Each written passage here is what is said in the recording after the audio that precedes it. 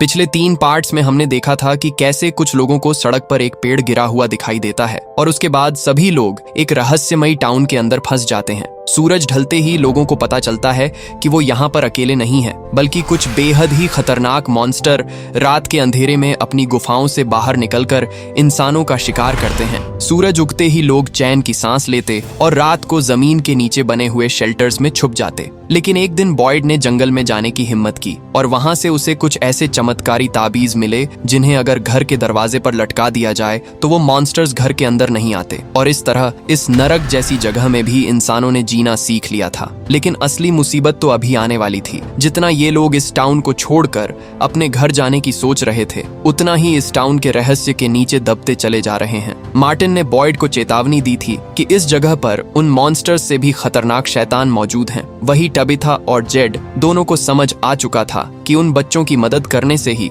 वो सभी इस टाउन से बाहर निकल सकते हैं। पहेलियों के जवाब ढूंढते हुए दोनों एक ऐसी दिल दहला देने वाली सच्चाई से वाकिफ हुए जिसने सभी के होश उड़ा दिए। दरअसल टबिथा और जेड पिछले कई जन्मों से इस टाउन में बार बार वापस आ रहे हैं, क्योंकि उनकी खुद की एक बेटी इन्हीं बच्चों के बीच मौजूद है और ये शायद उनका आखिरी मौका है इन बच्चों को बचाने का। वही मॉन्स्टर को जन्म देते हुए फातिमा को पता चलता है कि इस टाउन में भी कभी लोग रहा करते थे, लेकिन अमर होने के चक्कर में लोगों ने अपने ही बच्चों की कुर्बानी दे दी। सभी लोग अमर तो हो गए, लेकिन वो अपना इंसानी रूप खो बैठे और मॉन्स्टर्स बन गए। इसका सबूत हमें पार्ट 2 में मिल चुका था, जब बॉयड ने अपना जहरीला खून मॉन्स्टर को देकर उसे मार दिया था और बाद में फातिमा ने उसी मरे हुए मॉन्स्टर को जन्म दिया। पैदा होते ही मॉन्स्टर मात्र कुछ मिनटों में एक पूरा इंसान बन गया और यहीं से शुरू होता है इस कहानी का पार्ट 4। जिसने भी अभी तक इसके पिछले पार्ट्स नहीं देखे, मैंने कमेंट्स में तीनों लिंक पिन कर दिए हैं, आप वहां से जाकर देख सकते हैं। तो कहानी की शुरुआत वहीं से होती है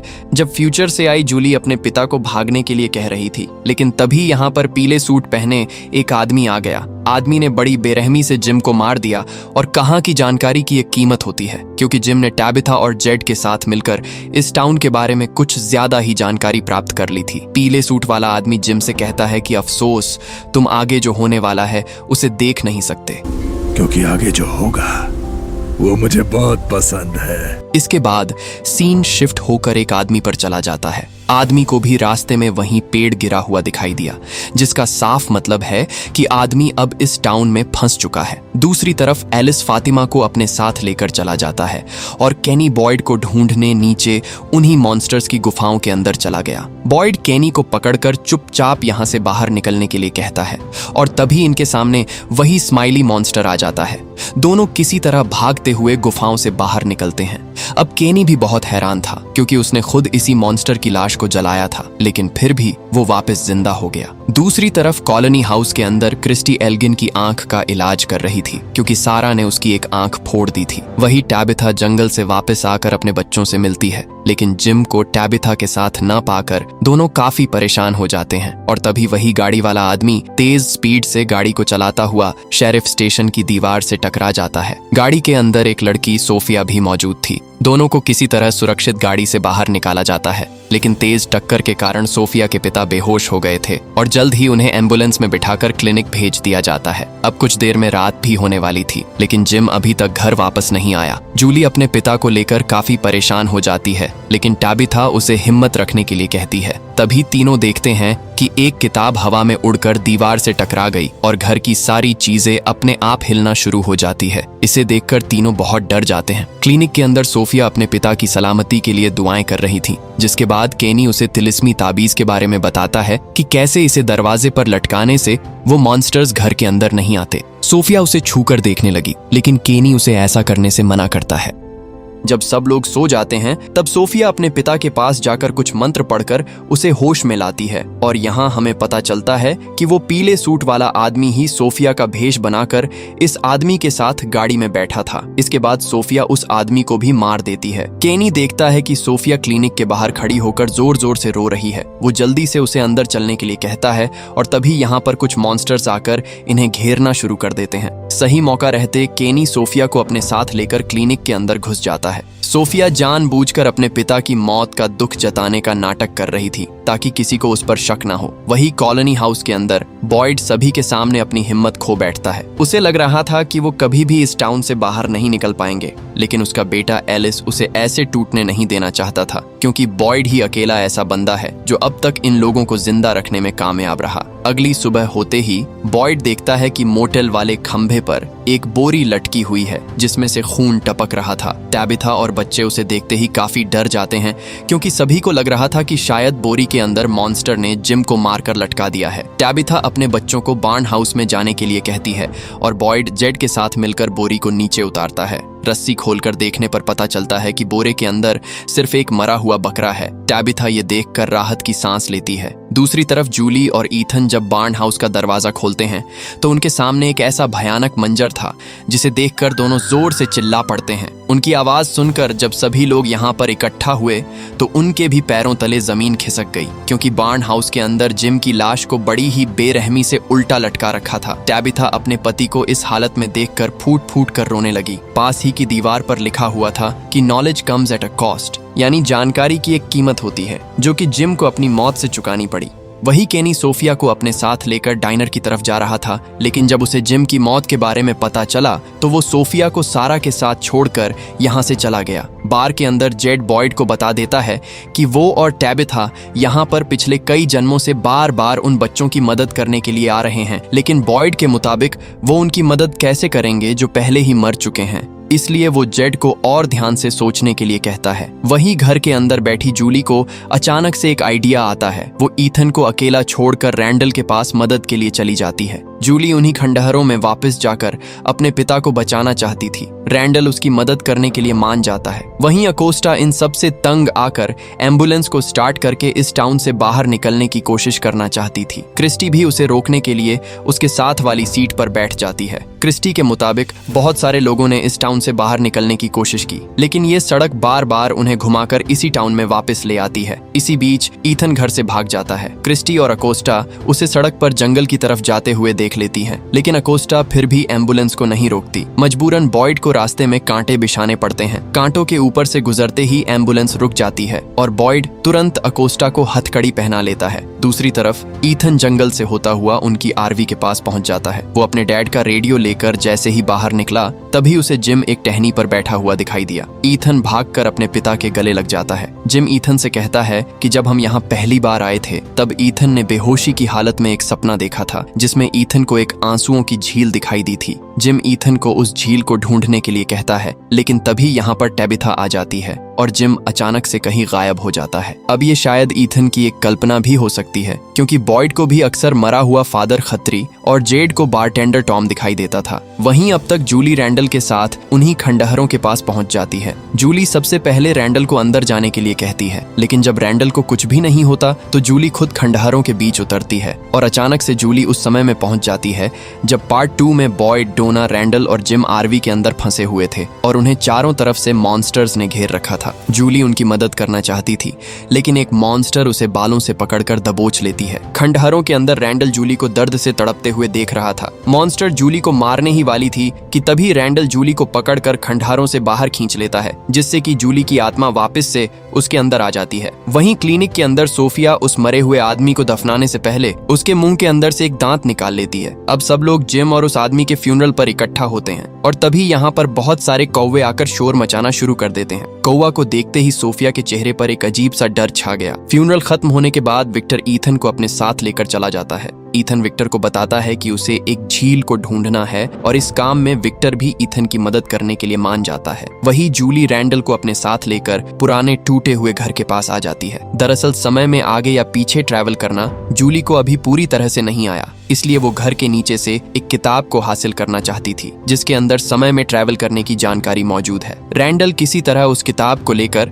सही सलामत बाहर निकल जाता है। वही ईथन विक्टर के साथ एक झील के किनारे पहुंच जाता है, लेकिन ये वो झील नहीं थी जिसे ईथन ढूंढ रहा है, और यहीं पर इन्हें पानी के अंदर जेड ध्यान अवस्था में मिलता है। दोनों जेड से उस झील को ढूंढने के लिए मदद मांगते हैं। वहीं घर के अंदर टाबिथा ने जब उस लाइट हाउस की तस्वीर वापस से देखी तो उसने दोबारा इस लाइट हाउस में जाने का मन बना लिया। टाबिथा को लग रहा था कि शायद इस बार भी व्हाइट बॉय उसे धक्का देकर असली दुनिया में भेज देगा। हेनरी भी उसके साथ ही था और वो उसे पेड़ में घुसने नहीं देता, क्योंकि पिछली बार जब डेल पेड़ के अंदर घुसा था तब वो स्विमिंग पूल की दीवार में टेलीपोर्ट हो गया था। दोनों के बीच बहस हो ही रही थी कि तभी यहाँ पर व्हाइट बॉय आ गया, जो कि देखने में अब काफी बड़ा लग रहा था। व्हाइट बॉय टाबिथा से कहता है कि तुम मंजिल के काफी करीब हो, लेकिन तुम्हारे पास समय बहुत कम है। इतना बताकर व्हाइट बॉय भी गायब हो जाता है। दूसरी तरफ ये तीनों उस झील को ढूंढते हुए आगे बढ़ ही रहे थे कि तभी विक्टर अचानक से रुक जाता है। विक्टर ने कुछ ऐसा देख लिया जो उसकी सबसे बुरी यादों में शामिल था। डर के मारे विक्टर यहाँ से भाग जाता है और जेड जब उस तरफ देखता है तो वहाँ पर उसी पीले सूट वाले आदमी के कपड़े पड़े थे,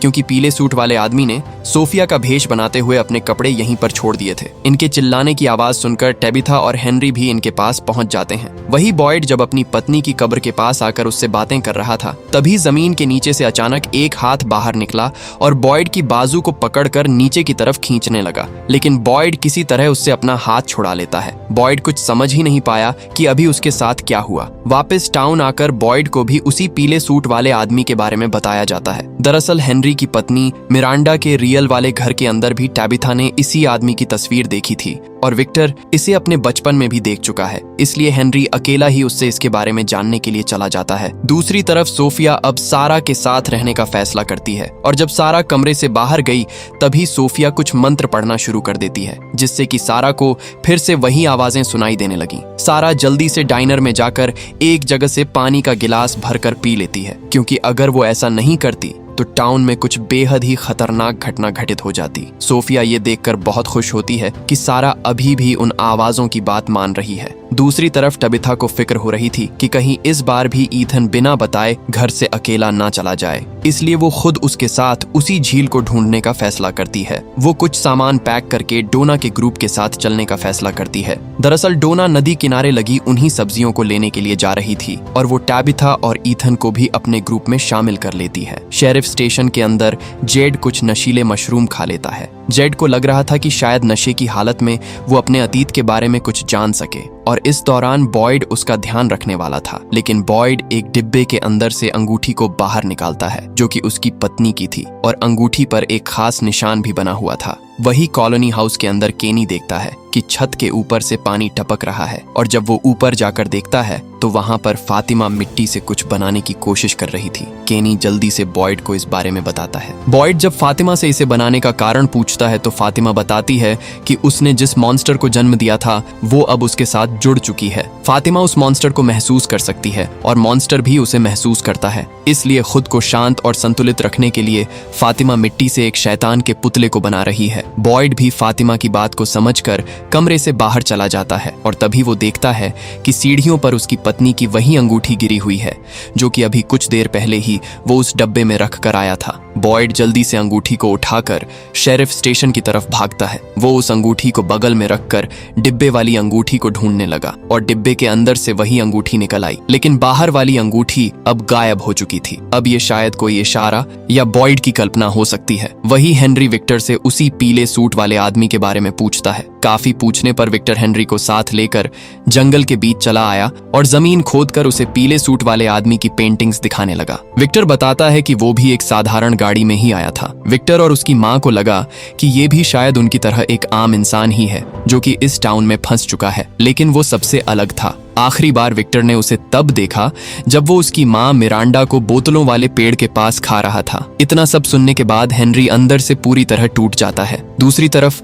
जूली अब दोबारा खंडहरों के बीच जाने वाली थी, लेकिन उससे पहले वो अपने बालों को काट लेती है, क्योंकि पिछली बार मॉन्स्टर ने उसे बालों से ही पकड़कर दबोच लिया था। खंडहरों के बीच जाने से पहले जूली ने एक योजना बनाई थी कि अगर वो कहीं भी जाती है तो वो उस समय को याद रखने के लिए एक कागज पर निशान बनाकर लाएगी और उस निशान को याद करके वो वापस से उसी समय में जा सकती है। और अगर उसने अपनी मर्जी से ट्रैवल करना सीख लिया तो वो समय में पीछे जाकर अपने पिता को भी बचा लेगी। पार्ट 4 की शुरुआत में जिम को मारने के बाद पीले सूट वाले आदमी ने जूली से कहा था कि एक बार जो स्टोरी बन गई उसे फिर बदला नहीं जा सकता। इससे ये बात तो साफ है कि जूली अपने पिता को बचाने के लिए उस समय में पहुंच गई थी। लेकिन वो जिम को बचाने में नाकामयाब रही और एक बार जो स्टोरी बन गई उसे बदला नहीं जा सकता। इसका मतलब जिम की मौत निश्चित थी। जैसे ही जूली ने खंडहरों में कदम रखा तभी वो 1970 के समय में पहुंच गई। अब मैंने आपको बताया था कि इस टाउन में चीजें आज से नहीं बल्कि सालों से चलती आ रही है और जूली शायद मिरांडा और क्रिस्टोफर के टाइम पीरियड में पहुंच चुकी है जब येलो मैन ने सारे टाउन के लोगों को मार दिया था और यही सीन हमने विक्टर के बचपन में भी देखा था। जूली देखती है कि येलो मैन बिल्कुल उसके सामने बैठा एक आदमी की लाश को खा रहा है। जैसे ही येलो मैन की नजर जूली पर पड़ी वो तुरंत उसे मारने के लिए उसकी तरफ बढ़ने लगा। हड़बड़ी में जूली से वो निशान वाला कागज नीचे गिर गया और तभी रैंडल ने उसे खंडहरों से बाहर खींच लिया। जूली जल्दी से उस कागज पर निशान को देखती है लेकिन उसका आइडिया बुरी तरह फेल हो गया। वहीं दूसरी तरफ डोना जब सभी के साथ आगे बढ़ रही थी तभी ईथन को रास्ते में एक चिड़िया घायल हालत में मिली। ईथन उसे उठाकर अपने पास रख लेता है। उसे लग रहा था कि आंसुओं की झील के पानी से ये चिड़िया ठीक हो जाएगी और कुछ देर में सभी लोग उन्हीं झोपड़ियों के पास पहुंच जाते हैं जहां से इन्हें बहुत सारी सब्जियां मिली थीं। नदी के पानी से ईथन उस चिड़िया को ठीक करने की कोशिश करता है लेकिन उसकी कोशिश बेकार रही और तभी इनके एक साथी को एक रस्सी दिखाई दी जो कि पानी के अंदर किसी से जुड़ी हुई थी। रस्सी को खींचकर ये लोग नदी के अंदर से कुछ जायंट डॉल्स को बाहर निकाल लेते हैं। डोना ने जब चाकू से उसे फाड़ कर देखा तो अंदर से सिर्फ रुई भरी हुई थी। अब इन्हें लगता है कि नदी में कुछ बेहद ही खतरनाक चीज मौजूद है और ये डॉल्स ही उसे बाहर आने से रोक रही थी, इसलिए ये वापस से सारी डॉल्स को पानी में डुबो देते हैं। दूसरी तरफ जेड ने जो नशीले मशरूम खाए थे उसका असर अब शुरू होने लगा। बाहर वाले खंभे पर लगा निशान उसे एक निश्चित दिशा की तरफ जाने के लिए कह रहा था। जेड बॉयड को अपने साथ लेकर उस तरफ चला जाता है। जंगल के बीच आने के बाद जेड खुद को ही देखता है जब वो 12 साल का था। इसके बाद छोटा बच्चा उसे अपने साथ लेकर कॉलोनी हाउस के बाहर आ जाता है। यहाँ पर जेड को वो सभी लोग एक साथ दिखाई देते हैं जो उसने पिछले पार्ट्स में अलग अलग जगह पर देखे थे। यहाँ पर क्रिस्टोफर, वो बंदूक वाला सिपाही, पत्थर के नीचे दबा आदमी और खोपड़ी वाला आदमी सभी एक साथ खड़े थे। ये वो जिंदगियां थीं जो जेड ने अपने पिछले जन्मों में इस टाउन में बिताई थीं। जेड देखता है कि हर जन्म में उसकी मौत किसी दुर्घटना में हुई है, कोई भी जन्म में वो मॉन्स्टर्स के हाथों नहीं मरा। तब छोटा बच्चा बताता है कि हर जन्म में उसे टाउन के लोगों ने ही मार दिया था ताकि वो इस गुत्थी को कभी सुलझा ना सके और टाबिथा के साथ तो इससे भी बुरा होने वाला था। छोटा बच्चा जेड को अपने साथ लेकर कॉलोनी हाउस की बेसमेंट में आ गया जहां कुछ सामान को हटाने पर जेड को एक सीक्रेट दरवाजा दिखाई दिया। जेड उस दरवाजे को खोल देता है। अब ये रास्ता उन मॉन्स्टर्स की गुफाओं से जुड़ा हुआ था, इसलिए जेड बॉयड को अपने साथ लेकर अंदर की तरफ घुसने लगा। लेकिन यहाँ पर ज्यादा देर रुकना खतरे से खाली नहीं था, इसलिए बॉयड जल्दी से उसे वापस चलने के लिए कहता है। लेकिन जेड बॉयड को अकेला छोड़कर छोटे बच्चे के पीछे जाने लगा और जेड उसी जगह पर पहुंच गया जहां पर उन बच्चों की बलि दी गई थी। इससे पहले कि जेड कुछ समझ पाता तभी यहाँ पर बहुत सारे मॉन्स्टर्स आकर उसे चारों तरफ से घेर लेते हैं। हैरानी की बात यह थी कि मॉन्स्टर्स ने उसे मारने की बजाय उन्हीं पत्थरों में जिंदा दफन कर दिया। पत्थरों के अंदर जेड को वही बच्चा दिखाई दिया जो फिर से एक ही शब्द दोहरा रहा था, डर के मारे जेड होश में आ गया और देखता है कि वो तो शेरिफ स्टेशन से बाहर गया ही नहीं, लेकिन फिर भी जेड को यकीन था कि उसने जो कुछ भी देखा वो सब सच था। जेड बॉयड से कहता है कि वो जवाब ढूंढने निकला था और उसे जवाब मिल चुका है।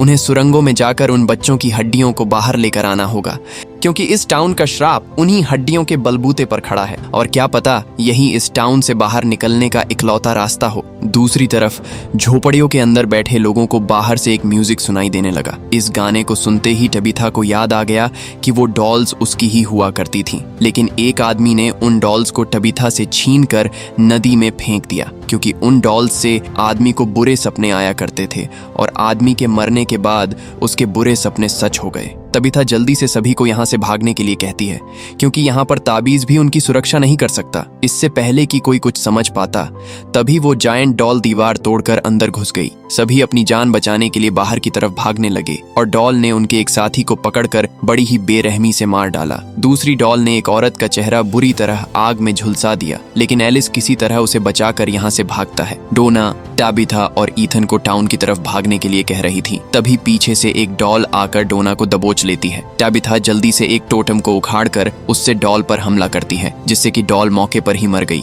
बाकी डॉल्स ने जब अपने साथी को मरा हुआ देखा तो वो भी यहाँ से भाग गई।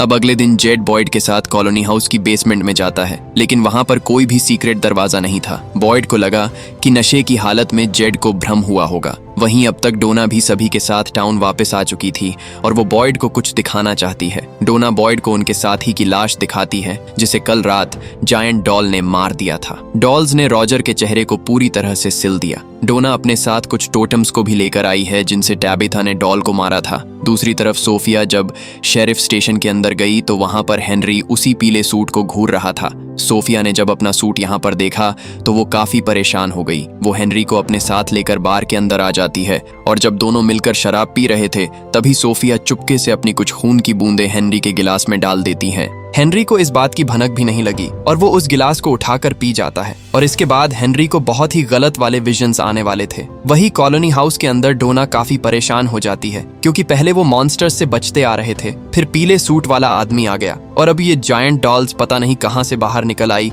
और आगे उनके साथ क्या कुछ होने वाला है ये उसका अंदाजा भी नहीं लगा सकते। डोना की घबराहट इतनी बढ़ गई कि उसे हार्ट अटैक आ गया। बॉयड जल्दी से क्रिस्टी को बुलाने के लिए कहता है और उसे किसी तरह CPR देकर डोना की सांसें वापस लाई जाती है, लेकिन अभी भी डोना को होश नहीं आया, इसलिए क्रिस्टी उसे ऑब्जर्वेशन में रखती है। अब जब बॉयड डोना के पास अकेला बैठा था तभी उसे फादर खत्री दिखाई दिया। फादर खत्री बॉयड के दिमाग की अब एक कल्पना बन चुका है, इसलिए वो उसे कभी कभी दिखाई देता था। फादर खत्री कहता है कि शायद जेड बिल्कुल सही है, बॉयड को जेड के साथ मिलकर उन बच्चों की हड्डियों को बाहर निकालना चाहिए। इसी बीच डोना को भी होश आ जाता है। अब बॉयड गुस्से में एक हथौड़ा उठाकर बेसमेंट में चला जाता है और उस दीवार को तोड़ना शुरू कर देता है। जेड भी पीछे से उसे ये सब करते देख रहा था। दीवार के टूटते ही उसके सामने वही दरवाजा था जो जेड ने अपनी मशरूम ट्रिप के दौरान देखा था। मतलब नशे की हालत में जेड ने जो कुछ भी देखा वो सब सच था।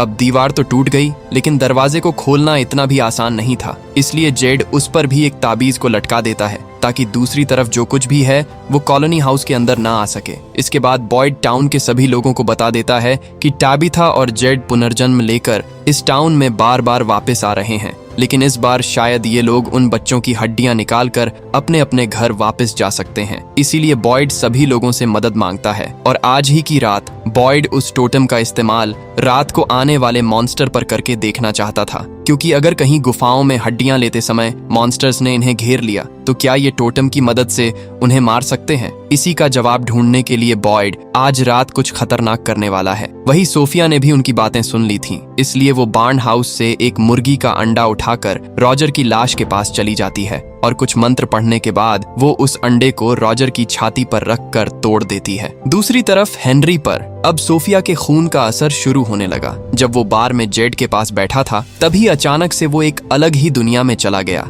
जहां वो अस्पताल के बेड पर लेटा हुआ था और विक्टर उसे होश में लाने की कोशिश कर रहा था, लेकिन उससे पहले जेड हेनरी को जगा देता है। अब रात भी होने वाली थी और एक लंबे समय के बाद हमें बॉयड की घंटी दोबारा सुनने को मिलती है, जिसका साफ मतलब था कि आज रात कुछ बहुत ही भयानक होने वाला है। अब इन तीनों के बीच फैसला होता है कि केनी बाहर जाकर एक मॉन्स्टर को टोटम मारकर किसी भी घर के अंदर घुस जाएगा, क्योंकि सभी लोग अपना दरवाजा खोलने के लिए दरवाजे पर ही खड़े रहेंगे। अब मॉन्स्टर्स भी आना शुरू हो गए और ये रात भी एक सामान्य रात की तरह ही लग रही थी। वही कॉलोनी हाउस के अंदर सोफिया ने कुछ मंत्र पढ़ने शुरू कर दिए, जिससे कि मरा हुआ रॉजर वापस से जिंदा होने लगा, लेकिन इंसान बनकर नहीं बल्कि एक शैतान के रूप में। रॉजर कॉलोनी हाउस का दरवाजा खोलकर अंदर घुस जाता है। हालांकि दरवाजे पर ताबीज भी लटका हुआ था, लेकिन उसका रॉजर पर कोई असर नहीं हुआ। वो एक औरत को मारने ही वाला था कि तभी एल्जिन टोटम को उठाकर उसके आर पार कर देता है। खुशकिस्मती से टोटम ने काम किया और रॉजर वहीं पर मारा गया।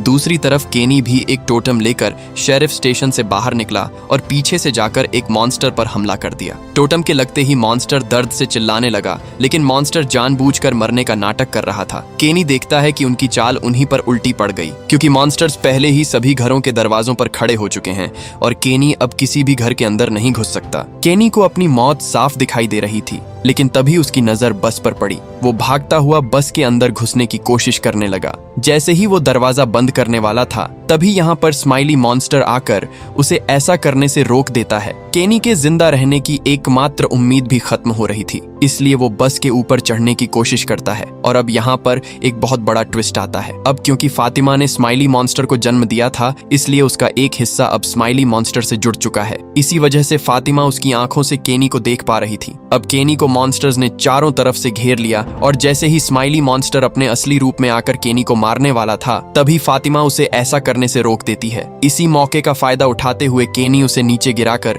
जल्दी से दरवाजों को बंद कर देता है और इस तरह केनी एक बार फिर से मरते मरते बचता है। अगली सुबह होते ही रॉजर की लाश को जला दिया जाता है और फातिमा सबको अपनी हालात दिखा रही थी। केनी को बचाते समय उसके पेट पर बहुत सारी नसें उभर गईं। बॉयड और एलिस उसे क्लिनिक में क्रिस्टी के पास छोड़ देते हैं ताकि क्रिस्टी चेकअप करके उसकी इस बीमारी का इलाज बता सके। चेकअप के दौरान क्रिस्टी को पता चलता है कि फातिमा की मेडिकल कंडीशन बहुत खराब है। इन हालातों में तो उसे मर जाना चाहिए था, लेकिन फिर भी वो अभी तक जिंदा है। ये इस बात की तरफ इशारा करता है कि फातिमा भी अब उन मॉन्स्टर्स की तरह बनती जा रही है। वही बार के अंदर जेड बॉयड को उसका प्लान समझाता है, लेकिन बॉयड को जेड का ये प्लान पसंद नहीं आया क्योंकि जिस जगह पर हड्डियां दफन थीं, वो जगह चारों तरफ से बंद है और वहां से बाहर निकलने का सिर्फ एक ही रास्ता था। इसलिए बॉयड जेड को कोई और प्लान बनाने के लिए कहता है। इसी बीच हम हेनरी को देखते हैं जो वापस से उन्हीं विजन्स में चला गया जहां पर विक्टर उससे कह रहा था कि कोमा में होने की वजह से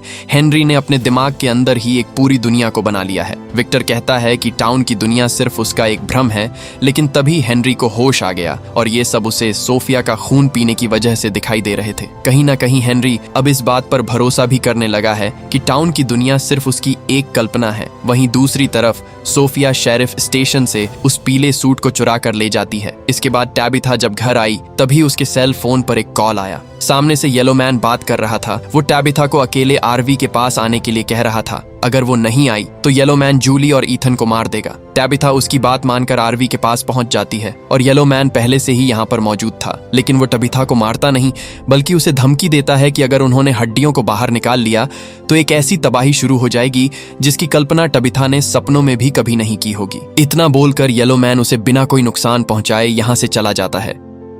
इसी बीच जेड को याद आया कि पिछली बार जब वो सुरंगों में उन्हीं बच्चों के बीच खड़ा था तब उसने पेड़ों की जड़ों से ऊपर की तरफ उस निशान को बनते हुए देखा था। इसीलिए वो बॉयड को अपने साथ लेकर उसी पेड़ के पास चला आता है। जेड के मुताबिक वो हड्डियां बिल्कुल उनके नीचे वाली गुफाओं में दफन है और गुफा से बाहर निकलने का दूसरा रास्ता वो इस पेड़ को उखाड़ कर बनाएंगे। हड्डियां मिलने के बाद वो एक रस्सी के जरिए बाहर निकल जाएंगे। हालांकि ये प्लान थोड़ा रिस्की था पर बॉयड इसके लिए मान जाता है। लेकिन पिछले पार्ट में जब विक्टर ने इस पेड़ को काटने की कोशिश की थी तो व्हाइट बॉय ने उसे ऐसा करने से मना किया था क्योंकि ये पेड़ उनके लिए खास है और अब ये लोग उसी पेड़ उखाड़ने का प्लान बना रहे हैं। वही पीले सूट वाला आदमी वापस से सोफिया का भेष बनाकर टाउन में आ जाता है और इस बार वो सबसे पहले क्लारा के पास जाता है। सोफिया क्लारा से कहती है कि तुम्हें हमारे बीच हुआ सौदा याद है। यहाँ हमें पता चलता है कि सोफिया ने कुछ सालों पहले क्लारा से एक सौदा किया था जिसके बदले में वो क्लारा को इस टाउन से आजाद कर देगी। सोफिया क्लारा को अपने साथ लेकर घर के अंदर आ जाती है। सोफिया बताती है कि कल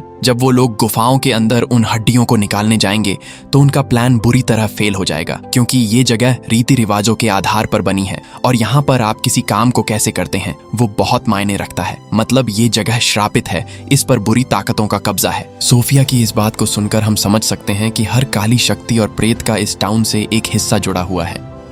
इसलिए अब तक जितने भी लोग यहाँ पर मरे हैं ये जगह उनके दर्द और भय से ताकत लेकर जिंदा है। अब सोफिया अपने खून और क्लारा के खून को एक करके कुछ मंत्र पढ़ना शुरू करती है। इसके बाद क्लारा एक बोतल के अंदर उसी खून की कुछ बूंदें डालकर क्लिनिक के बाहर पहुंच जाती है और फातिमा को दवाई का बहाना बनाकर बोतल वाले पानी को पिला देती है। दूसरी तरफ विक्टर से व्हाइट बॉय मिलने आया था। वो विक्टर को बताता है कि सभी लोग मिलकर पेड़ को उखाड़ने वाले हैं, लेकिन ये पेड़ उनके लिए खास है, इसलिए विक्टर को उन्हें ऐसा करने से रोकना होगा। विक्टर जल्दी से बॉयड के पास जाकर उन्हें पेड़ उखाड़ने से मना करता है, लेकिन उसका तरीका थोड़ा गलत था, इसलिए बॉयड उसे हथकड़ी पहनाकर स्टेशन के अंदर बंद कर देता है। वही कॉलोनी हाउस के अंदर बैठा हेनरी अचानक से उन्हीं विजन्स में वापस चला जाता है जहां विक्टर उसे फिर से वही बात कह रहा था कि वो दुनिया असली नहीं है और हेनरी को वहां से बाहर निकलना होगा। इसी बीच हम टैबिथा को देखते हैं जो कि ईथन के साथ अपने घर के बाहर बैठी थी। तभी यहाँ पर उसे वहीं डरावने बच्चे एक साथ दिखाई दिए और सभी बच्चे इस बार टैबिथा की तरफ इशारा कर रहे थे।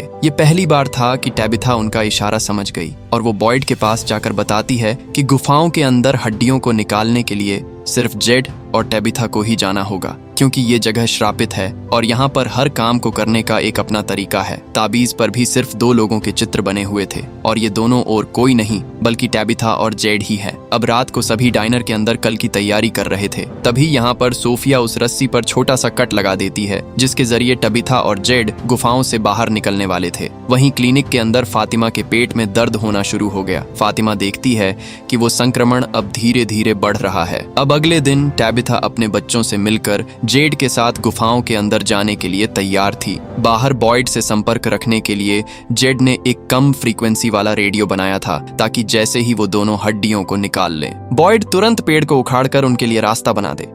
वहीं दूसरी तरफ क्लारा सोफिया को बताती है कि बॉयड ने प्लान में कुछ चेंजेस किए हैं। दरअसल सोफिया नहीं जानती थी कि अब गुफाओं में सिर्फ टैबिथा और जेड जाने वाले हैं। जब सोफिया को इसके बारे में पता चला तो उसके चेहरे का भी रंग उड़ गया। इसी बीच एल्जिन को स्टोर रूम से एक तस्वीर मिली। वो उसे लेकर सीधा सोफिया के पास चला गया। तस्वीर बहुत पुरानी थी जिसके अंदर सोफिया दिखाई दे रही थी और ये बेवकूफ एल्जिन बिना किसी को बताए सीधा सोफिया के पास ही चला आया और अब सोफिया तो उसे कहीं का छोड़ने वाली नहीं थी। दूसरी तरफ टैबिथा और जेड गुफाओं के अंदर घुस जाते हैं। दोनों उसी जगह पहुंचकर दरवाजे पर एक कागज को चिपकाकर उसके सामने ताबीज को लटका देते हैं। दोनों को उम्मीद थी कि मॉन्स्टर्स इस तरफ नहीं आ सकते। जेड टबिथा को बताता है कि इसी जगह पर हड्डियां दफन हैं। दोनों जल्दी से खुदाई करनी शुरू कर देते हैं। खुदाई की आवाज गुफाओं में गूंज उठी जिससे कि मॉन्स्टर्स नींद से जाग गए। मॉन्स्टर्स जल्दी से उनकी तरफ बढ़ने लगते हैं। टैबिथा और जेड ने मिट्टी हटाकर उन पत्थरों को बाहर निकाल लिया था। दोनों अपनी पूरी ताकत लगाकर उस ढक्कन को सरका देते हैं और पत्थरों के अंदर उन्हीं बच्चों की हड्डियां मौजूद थीं। लेकिन तभी यहाँ पर मॉन्स्टर्स आ जाते हैं। खुशकिस्मती से ताबीज काम कर गया और मॉन्स्टर्स बाहर खड़े होकर इन दोनों को देख रहे थे। इसी मौके का फायदा उठाकर टैबिथा और जेड दोनों जल्दी से सारी हड्डियों को बैग्स के अंदर भरना शुरू कर देते हैं। काम पूरा होते ही जेड तुरंत रेडियो के जरिए बॉयड को ऊपर सिग्नल भेजता है। सिग्नल मिलते ही बॉयड तुरंत पेड़ को उखाड़ने का इशारा करता है और क्योंकि अब ऊपर की तरफ से रास्ता खुलने लगा है और ताबीज सिर्फ बंद जगह पर ही काम करता था, इसलिए अब मॉन्स्टर्स कागज को हटाकर अंदर घुस जाते हैं। लेकिन तभी बॉयड पेड़ को पूरी तरह से उखाड़ने में कामयाब हो जाता है और जैसे ही सूरज की किरणें मॉन्स्टर्स पर पड़ने लगी वो पीछे हटना शुरू हो गए। तबीथा और जेड समझ जाते हैं कि मॉन्स्टर्स रोशनी में नहीं आ सकते। बॉयड भी जल्दी से रस्सी वाली सीढ़ी को नीचे लटका देता है और अब क्योंकि सोफिया ने कल रात ही रस्सी में कट लगा दिया था, इसलिए जैसे ही टैबिथा ऊपर चढ़ने की कोशिश करने लगी तभी रस्सी टूट गई और वो नीचे आ गिरी। मुसीबत अभी कम नहीं हुई कि तभी अचानक से आसमान काला होना शुरू हो गया। दिन का उजाला रात के अंधेरे में बदलने लगा और मॉन्स्टर्स अपने असली रूप में आ गए। अब इससे पहले कि मॉन्स्टर्स टैबिथा और जेड को मार देते, तभी अचानक से पूरा टाउन किसी भूकंप के आने की तरह हिलने लगा। झटके इतने भयानक थे कि मॉन्स्टर्स तक को संभलने का मौका नहीं मिला। माहौल शांत होते ही टैबिथा और जेड को दरारों से निकलने का रास्ता मिल गया और दोनों जल्दी से भाग निकले। थोड़ी आगे जाने के बाद ही रास्ता पूरी तरह से बंद हो गया और पीछे से मॉन्स्टर्स भी इनकी तरफ तेजी से बढ़ रहे थे। ये खुशकिस्मत निकले क्योंकि जहां से मॉन्स्टर्स आने वाले थे वो रास्ता पत्थरों ने पूरी तरह से बंद कर दिया और अब ये दोनों गुफाओं के अंदर ही फंस चुके हैं। ऊपर से बॉयड उन्हें आवाजें लगाता रहा और बाहर का नजारा तो पूरी तरह से रात में बदल चुका था। मॉन्स्टर्स अपनी गुफाओं से बाहर निकलकर उनकी तरफ बढ़ने लगे। बॉयड जल्दी से सभी को गाड़ी के अंदर बैठने के लिए कहता है और सही मौका रहते ये लोग गाड़ियों में बैठकर टाउन की तरफ निकल पड़ते हैं। रास्ते में कुछ मॉन्स्टर्स इनकी गाड़ी पर हमला भी करते हैं, लेकिन ये किसी तरह उनसे बचते हुए टाउन पहुंच जाते हैं। वही क्लिनिक के अंदर फातिमा और मरियल अकेली थीं और तभी फातिमा स्माइली मॉन्स्टर को महसूस कर लेती है क्योंकि वो उनकी तरफ ही बढ़ रहा था। मरियल देखती है कि ताबीज दरवाजे पर नहीं है क्योंकि भूकंप के झटकों ने उसे नीचे गिरा दिया था। इससे पहले कि मरियल उसे वापस दरवाजे पर रख पाती तभी स्माइली मॉन्स्टर क्लिनिक के अंदर घुस गया। उसने बड़ी बेरहमी से मरियल पर जानलेवा हमला कर दिया, लेकिन वो फातिमा को बिना कुछ करें यहाँ से चला जाता है। क्रिस्टी जब क्लिनिक के अंदर पहुंची तब तक बहुत देर हो चुकी थी। मरियल अब अपनी आखिरी सांसें गिन रही थी। क्रिस्टी अपनी सबसे पक्की सहेली की मौत से बहुत दुखी होती है। वही डाइनर के अंदर सोफिया ने अभी तक एल्जिन को मारा नहीं था। सोफिया एल्जिन को उसका साथ देने के लिए कहती है, लेकिन एल्जिन नहीं मानता और सोफिया एल्जिन को भी मौत के घाट उतार देती है। इसके बाद सोफिया क्लारा के साथ सभी घरों के ताबीज इकट्ठा करने शुरू कर देती है। इसी बीच दिन का उजाला भी वापस लौट आया और जहां से पेड़ उखाड़ा गया था उस जगह से तेज रोशनी निकलकर सीधी आसमान की तरफ गई, जिससे कि आसमान पूरी तरह से लाल होकर जोर से गरजने लगा। सभी ने ऐसा खौफनाक मंजर टाउन में पहली बार देखा था। दूसरी तरफ हेनरी अब इस बात को मान चुका था कि ये दुनिया सिर्फ उसका एक भ्रम है और उसे इस भ्रम को तोड़कर वापस असली दुनिया में जाना होगा। इसलिए वो एक गन लेकर विक्टर के ऊपर तान देता है। इससे पहले कि हेनरी विक्टर को मार देता, तभी यहाँ पर ईथन आ जाता है और विक्टर फुर्ती दिखाता हुआ अपने पिता से गन लेकर नीचे गिरा देता है और उसे समझाता है कि ये उसका कोई भ्रम नहीं है, बल्कि ये सब कुछ सच में हो रहा है। वही शेरिफ स्टेशन के अंदर सबको लग रहा था कि उनका प्लान फेल हो गया, जिससे कि टेबिथा और जेड मारे गए। लेकिन तभी रेडियो पर एक सिग्नल आता है जो कि किसी और ने नहीं बल्कि जेड ने ही गुफाओं के अंदर से भेजा था। सिग्नल को सुनते ही सभी समझ जाते हैं कि टेबिथा और जेड अभी भी जिंदा है। बॉयड उनकी मदद करने के लिए अकेले ही जाने का फैसला करता है, क्योंकि वो किसी और की जान को खतरे में नहीं डालना चाहता था। लेकिन एलिस और फातिमा भी उसके साथ चलने का फैसला करते हैं, क्योंकि फातिमा अब मॉन्स्टर्स को दूर से ही महसूस कर सकती थी। अब बॉयड दोनों को साथ लेकर गुफाओं के बाहर पहुंच जाता है। वही गुफाओं के अंदर जेड एक छोटे से रास्ते को तोड़ने की कोशिश कर रहा था। उसकी आवाज सुनकर बॉयड भी यहाँ पर पहुंच जाता है और वो गन की मदद से बाहर निकलने का रास्ता बना देता है। फातिमा बताती है कि मॉन्स्टर्स बहुत करीब आ चुके हैं।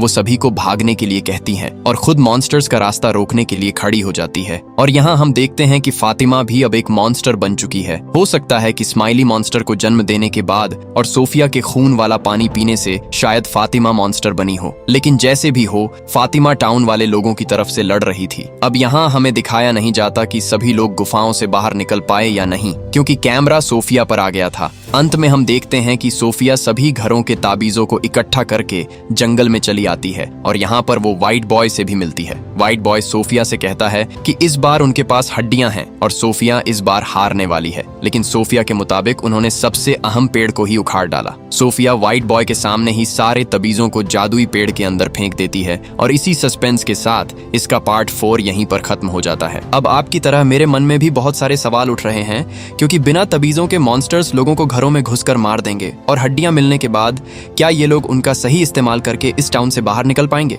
दोस्तों, फ्रॉम के मेकर्स ने ऐलान कर दिया है कि इसके पार्ट 5 में कहानी का अंत कर दिया जाएगा और वहीं पर हमें इसके सारे सवालों के जवाब मिलने वाले हैं। और ये देखना रोमांचक होगा कि इस टाउन से क्या कोई बाहर निकल पाएगा या पहेलियां सुलझाने के बावजूद भी सभी यहीं पर मारे जाएंगे। इसके पार्ट 5 के रिलीज होने का अनुमान अगले साल तक लगाया जा रहा है। जैसे ही कोई निश्चित तारीख सामने आई, मैं तुरंत इंस्टाग्राम या यूट्यूब पोस्ट के जरिए आपको इन्फॉर्म कर दूंगा। अब आप मुझे कमेंट्स में बताना कि आपको कौन सा कैरेक्टर सबसे अच्छा लगा और इस वीडियो पर 5000 लाइक्स और 1000 कमेंट्स का टारगेट कंप्लीट कर देना, क्योंकि नेक्स्ट वीडियो में मनी हाइस्ट का पार्ट 2 आ रहा है। वीडियो अच्छी लगी हुई तो चैनल को सब्सक्राइब करके जाना।